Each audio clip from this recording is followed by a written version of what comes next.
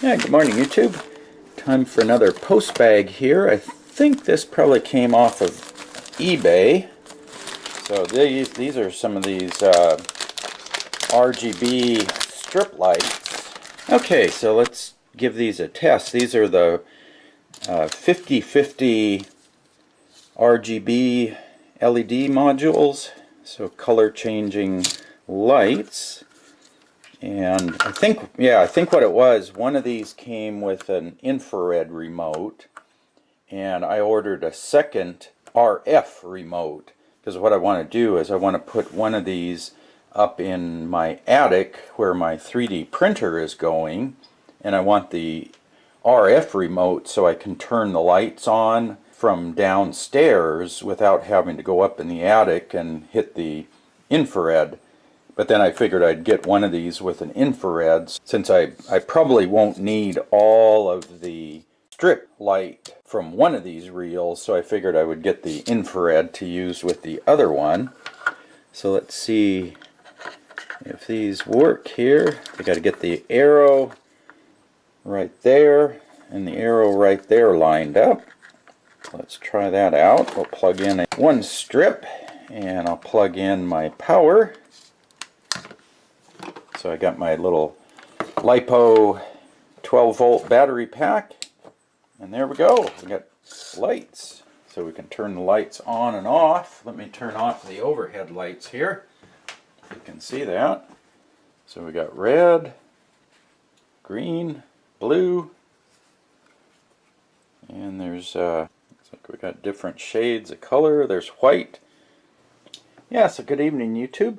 Just checking out my last part of my enclosure for my 3D printer. This is the Type A machine Series 1 Pro, and so I have this 2x2 wooden frame that I set on top of the printer frame, and what I've done is I've lined the inside of that with LEDs. So these are 50/50 LED strip lights with the red, green, blue, and I can have any color I want there.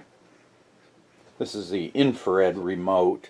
I'm waiting to get the RF remote because this whole setup will be going upstairs in my attic, and that's why I want the RF remote. And the whole thing runs off of 12-volt DC, so I'll have the lights operated off my solar battery bank. And then with the RF controller, I can just turn the lights on and off, because this 3D printer down in the corner here has a webcam, and with this webcam it needs some light to record video. There's a few lights on the extruder itself, but they're not really bright enough, and they face that way. They face away from the camera, so you really don't get enough light. So I wanted to add some lighting to the printer, so if I want to check on how a print is going, I can just turn on the lights with the remote.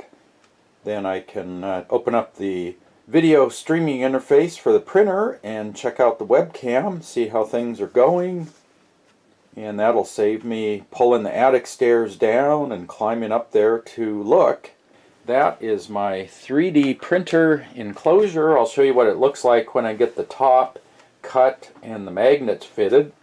So I just got my magnets today, and the paint just dried on the wooden frame, so I'm good to go now. I can actually work on it again. But yeah, I think that came out really neat with the lights. So if you have any comments, questions, put that in the comment section below the video. And as always, thanks for watching.